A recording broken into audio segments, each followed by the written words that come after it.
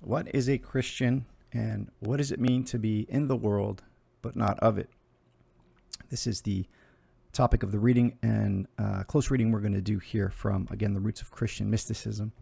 And please feel free to share this with anyone interested, or if anybody asks you, what is a Christian, what is Orthodox Christianity about, send them this video. I'd be curious to hear their feedback if they're sincere inquirers.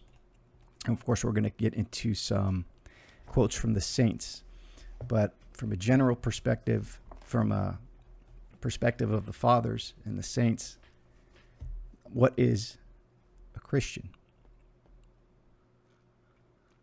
The attitude of these Christians displays neither aggression nor compliance. So he starts out, consider the witness that is given by a church that is full of joy, though persecuted.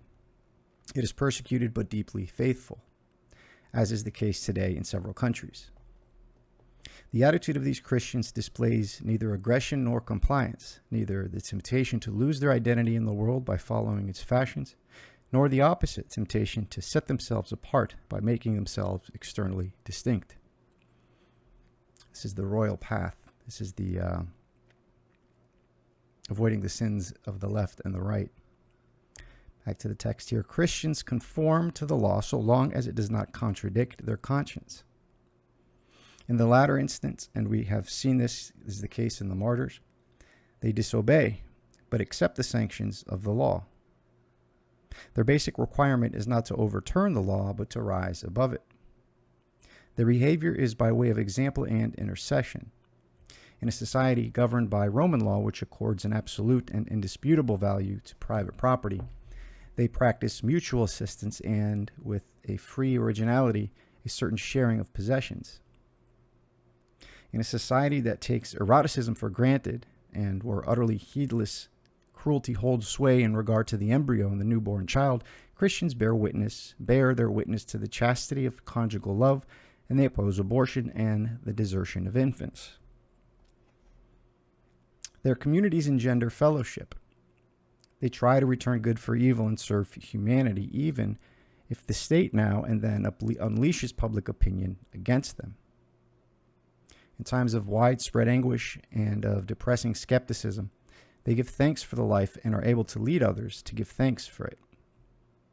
Nourished by the joy of the resurrection, to which the luminous and free art of the catacombs testifies, this church of the 2nd century is a spiritual republic that discreetly but radically transforms human relationships.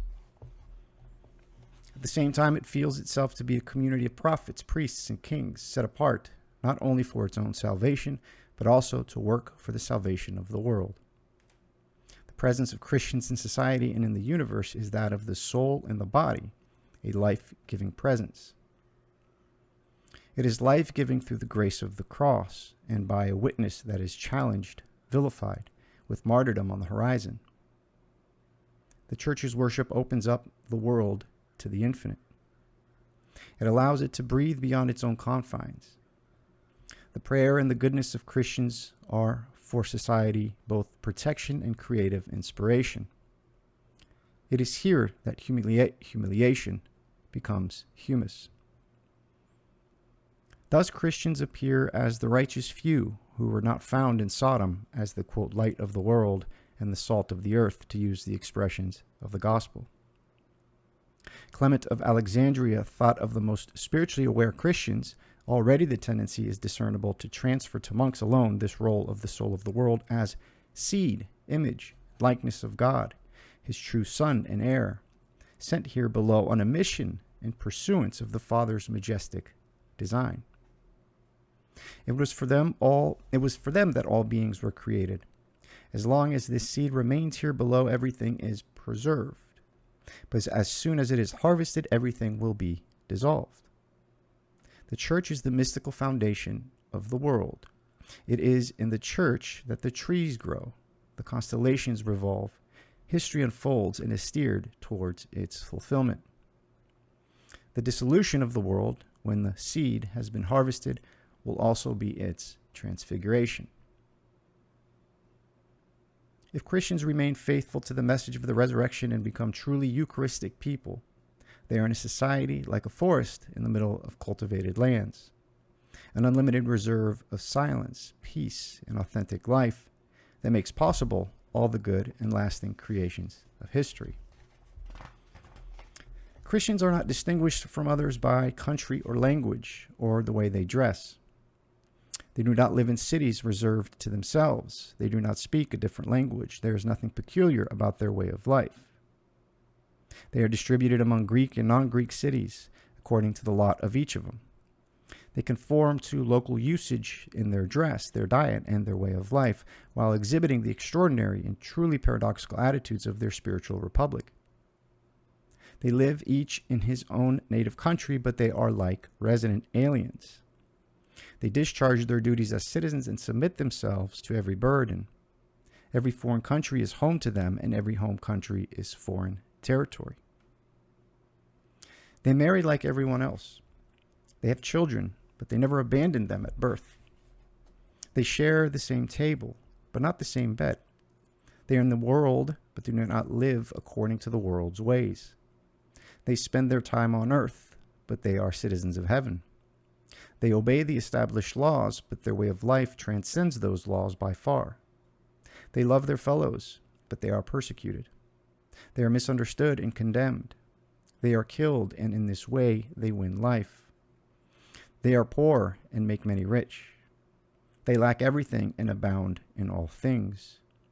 They are despised, and in this contempt they find their glory. They are slandered, and they are in the right. They are insulted, and they give a blessing. In a word, what the soul is in the body, Christians are in the world.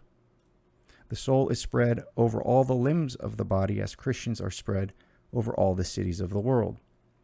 The soul inhabits the body as Christians inhabit the world without being of the world.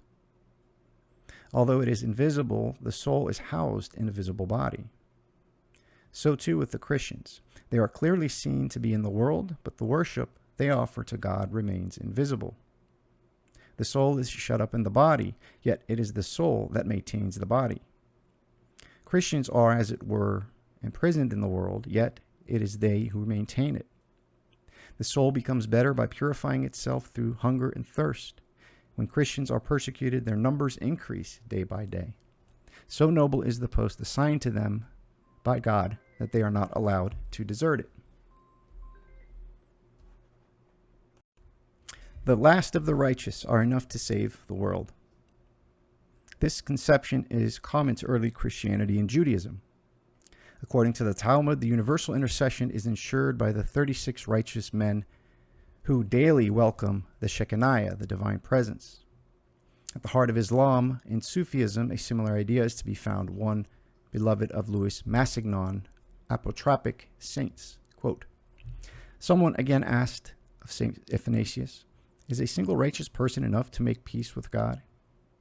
He answered, yes, because he himself has said, look for the one who lives righteously, and I will forgive the whole people. Close quote. In my Father's house, says Jesus, are many rooms. St. Paul emphasizes the complexity of the gifts of the Spirit that should be understood as so many compelling and distinct personal vocations. The Old Testament knows of the spiritual gift of a king, of a wise man, of a scholar, an artist, or a craftsman. It is good in the texts which follow that these legitimate differences should have been recalled by some great monks at a time when monasticism tended to consider itself the only Christian way. Those first monks lived in humility in anticipation of the kingdom at the heart of the church. In these texts, Elijah symbolizes solitary contemplation, Abraham abroad, noble, hospitable humanity, David a poetic talent and a humble and firm exercise of power. Or again, some people radiate interior peace, others even living apart from society because of disease make themselves transparent to the divine light. Others again serve their fellows in all domains of culture and society. All these ways meet in one and the same love for God and for one's neighbor. For it is impossible to serve one's neighbor unselfishly unless one is a person of prayer, unless one discerns through prayer the image of God in the neighbor. Nor can one go deep into contemplation without interceding for all human beings and making oneself their servant. In the very beautiful poem which follows, Gregory Nazianzen celebrates human love and shows how the ennobling of eros makes possible all the positive developments of civilized life. Marriage, far from alienating the married and from God, is the sacrament of his love, the making of eros into a sacrament is achieved in the Church, the fellowship of the Trinity which Christ imparts to humanity. From then on upholds, sustains, and renews the relationship of man and wife.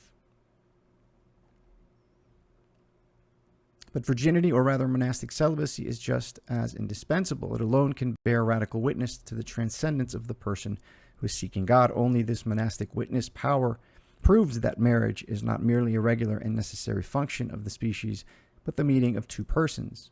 It alone can mark the boundaries of social and political life and enable the conscious to be free beyond all conditioning. The monk is a happy Antigone, an Antigone who dies only to rise again.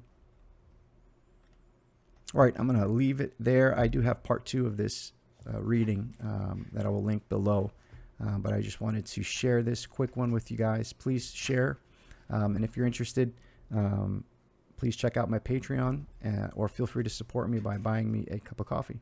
Thanks so much. Until next time.